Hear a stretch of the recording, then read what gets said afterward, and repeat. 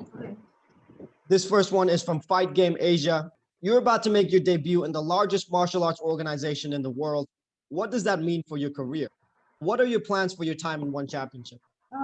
I'm really just taking one fight at a time, but this has been the biggest, most exciting thing that's ever happened in my MMA career. It's really brought my training to the next level, and it's honestly since the moment I knew I was signing with one, it has like changed my life, like my determination, and I'm mostly again just so honored that I just don't want to let this opportunity slip, and I'm going to take one fight at a time and work my way to the top and hopefully be as successful as I can in the promotion. You'll be facing Itsuki Hirata of Japan in the opening round of this Atomweight Grand Prix.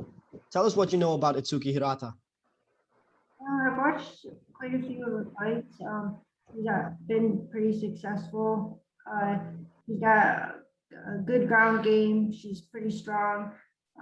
She's well-rounded, and I'm glad that I got her for the first round because it will be a challenge, and no one from one really knows who I am yet, and I feel like this is just such a great chance to show my abilities and show all the fans my strengths as well. This next question is from Jay Anderson of Cage Side Press. When you saw tournaments like the Invicta Phoenix Series, did you see yourself competing in something similar one day, even if not a one-night tournament?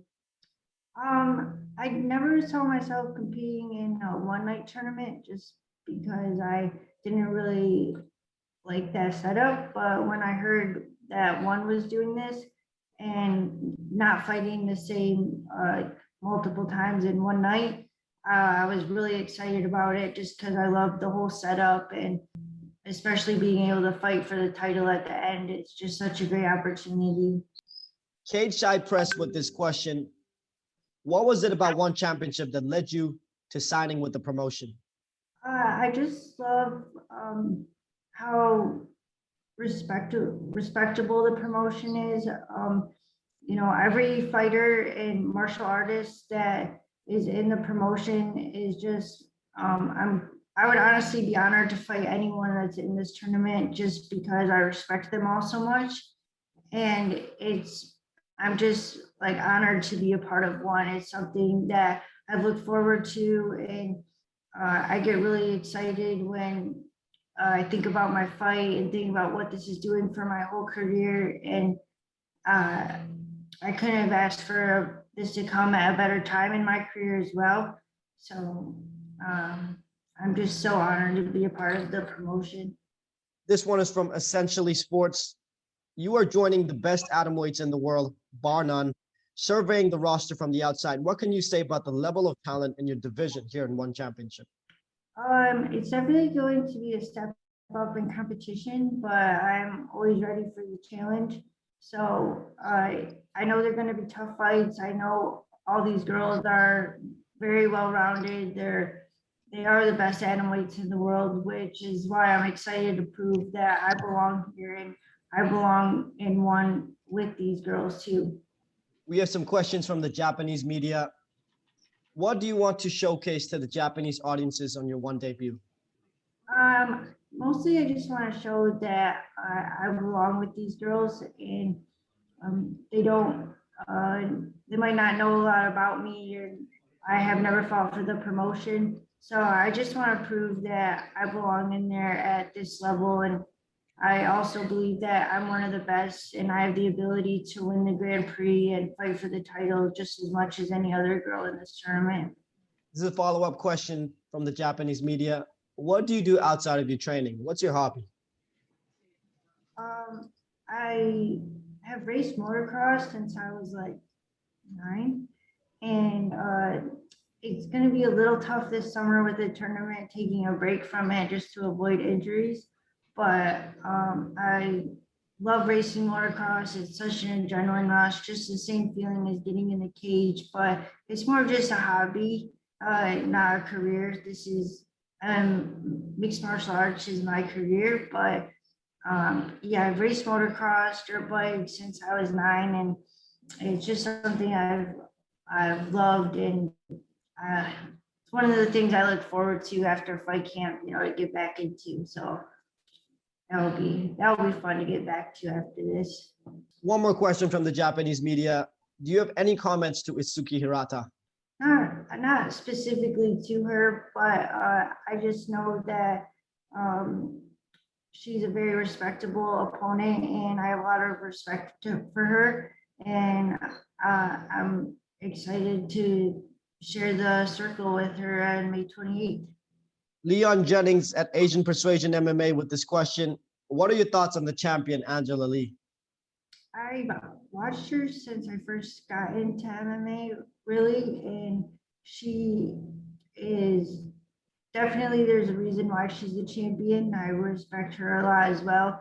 She's very well-rounded, very strong, and I've worked my whole career to be at that level, and this is a perfect time where I think that I've reached that, and it's a challenge, but I would love to be the one champion as well, and think that I've earned, and I'm going to work very hard to be able to earn that title. We have a question here from Brazil, from Rose Gracie. Where do you do your training camp? Who do you train with? And what's your walking around weight? I recently moved to Miami to train full time, and I train at MMA Masters with I have so many great training partners there. This will be a great camp for me because it's the first time that I've actually got to dedicate my whole life to training outside of work, and just been able to focus on this. So there's probably too many people to name off training with, but MMA Masters is definitely my team, and my walking around weight definitely varies, but about between 117, 118. No troubles making the weight? No. Singapore Strike Sports with this next question. What do you want the fans to know about you? I want them to know that I'm not just a random American that one decided to pick for this tournament. That, I've been in mixed martial arts since I was 18. I had my first fight a month after my 18th birthday. I come from a traditional karate background. My dad owned a karate school when I was born, and have been in traditional martial arts since I was just a baby. So I definitely am ready to compete at this caliber with these atomweights, and look forward to meeting all the fans and performing in front of them, and just proving why I'm also one of the best atomweights in the world. For the fans that don't know you and your style, can you tell us what your style is like? What are your biggest strengths? My biggest strength is how tall I am. I'm 5'5.5", which is taller than any girl in the tournament, and probably one of the tallest 105-pound fighters. And so my reach is definitely an advantage, but I also love jiu-jitsu. I have quite a few wins by submission, one being a flying triangle. And so I feel like I can get it to the ground. I'm comfortable on the ground. And I also have good striking because of my reach. So, and I have a traditional karate background. So I feel that I'm pretty well-rounded, and I'm going to be able to give these girls at least some trouble wherever they decide to take the fight, or mostly wherever I decide to take the fight. Your opponent, Itsuki Hirata, is known mostly for her grappling. Would you feel comfortable going to the ground with her? Yeah, if it goes to the ground, then yes, I feel comfortable. I know she's got a judo background too, so she's going to be looking for her throws, and I've watched her fights, so I know what takedown she does like to go. So when we go to the ground, I will be comfortable, just because I've also faced pretty good competition too, and I've been able to get it to the ground in every fight that when I've wanted to. So Yeah, I'm comfortable with my jiu-jitsu. This next question is from Fight Game Asia. What are your thoughts on this Grand Prix? What are your thoughts on competing in this tournament format? I definitely like the format that it's not like the one night multiple fights. They spaced out within a good time with the end being, at the end of the year for the finals.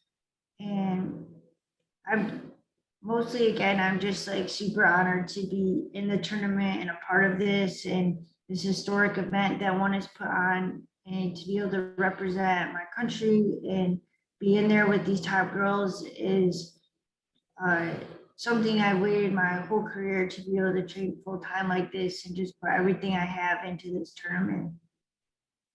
Looking at the 8 women in this tournament, outside of your opponent, who do you think is the biggest challenge for you?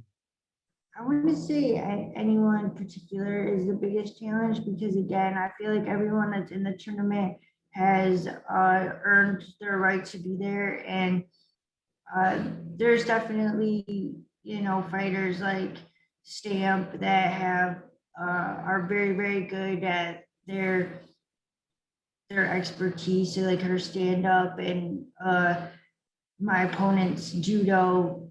But honestly, I feel like I'm more of one of the most well-rounded out of all of them. But every fighter that is in the tournament, I definitely respect because they all have earned to be in this tournament.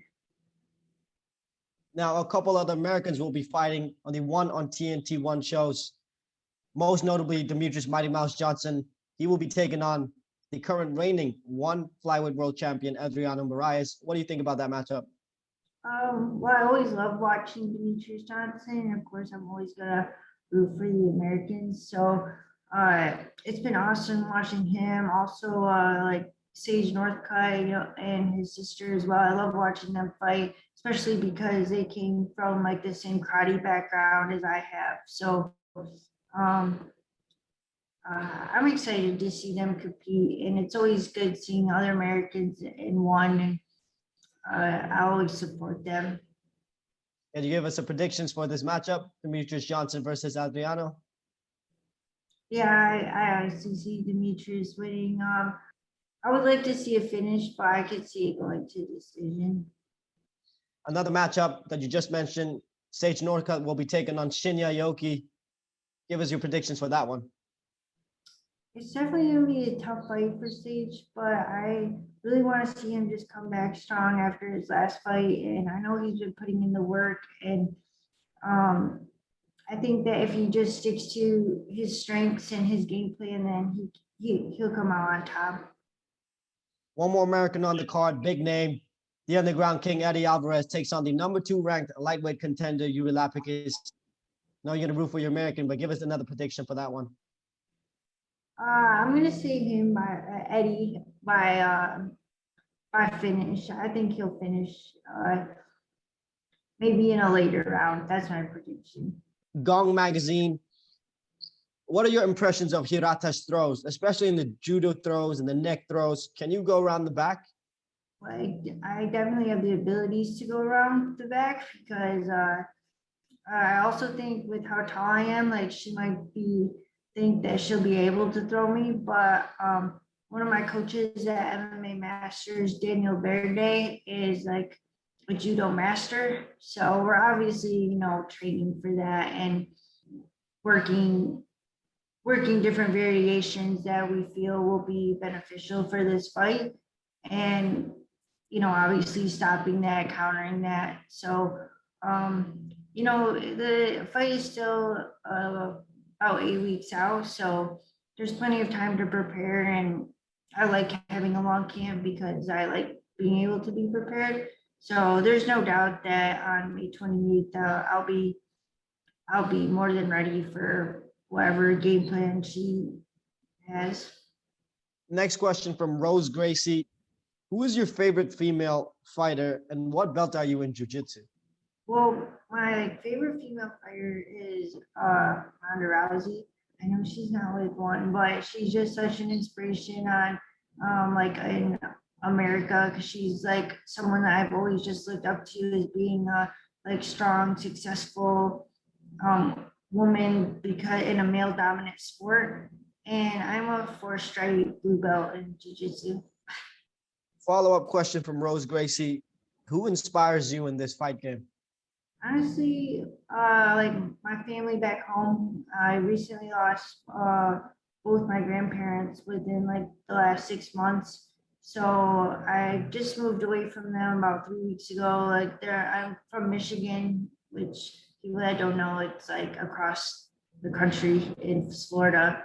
So I really want to make my family proud, and being here alone in a city I don't know anyone except my new teammates, which is also tough going to a new gym.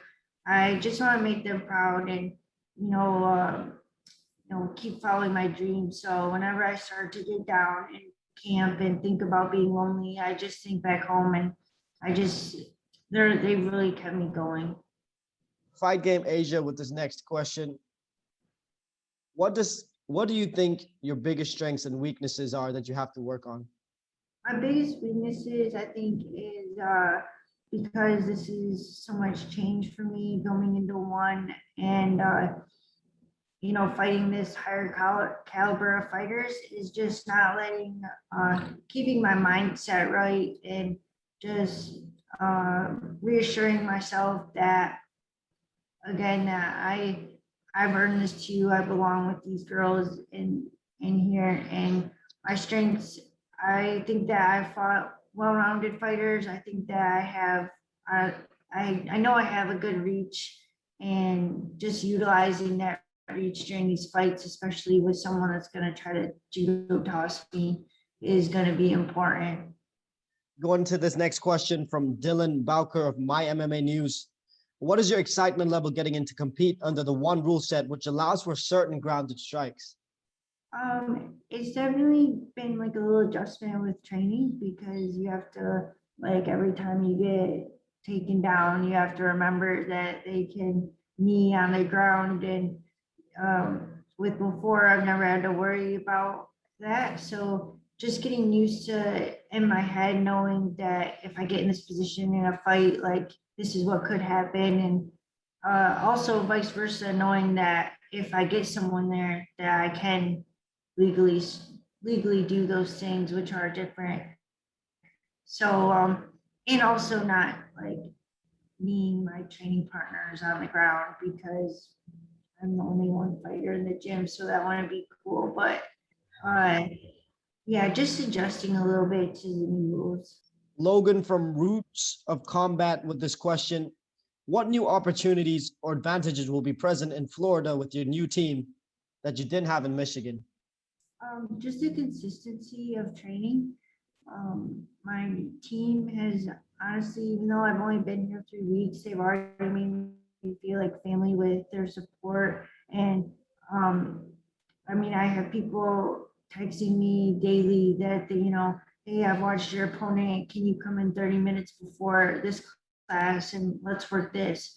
And it's not just the coaches that are reaching out to help me, it's teammates and multiple teammates that want to put in the work after training. And it's also like we have multiple trainings a day. It's not, back home it's kind of like, you got one jiu-jitsu class a day, then maybe boxing the next. Like here, we're just grinding all day. You go to pro practice in the morning, strength and conditioning in the afternoon, and then followed by night practice, drilling, and it's every day. And we all stay on top of each other just to, like, we're definitely a family, and make sure that we're all doing what we need to do to be successful together. Fight Game Asia with this next question. What are Itsuki's biggest weakness that you think you can capitalize on? Without giving away like our whole my game plan and stuff, I think that even though she is 7-0, maybe like the girls that she's fought haven't been. I don't want to say like not to like be. I just think that I'll be also like one of her tough fights. So she does have holes in her game that haven't been exposed yet. Rose Gracie with this question. She asks, you're walking around at 117, 118 right now. How are you making sure that you show up at 105 hydrated? I have like a really good nutritionist. I've always made weight at 105, walking around at this weight. So my nutritionist, Tyler Mitten, just has always put together, I follow a really strict diet along with my conditioning. And I've even never had to worry about like doing big water cuts in the past. So I've never had an issue making 105, even if I'm on the bigger end of the scale. One last question before we let you go. Is there one particular walkout song that you always use, or you always go with a new song? I always use God's Plan by Drake. Oh, that's a good one.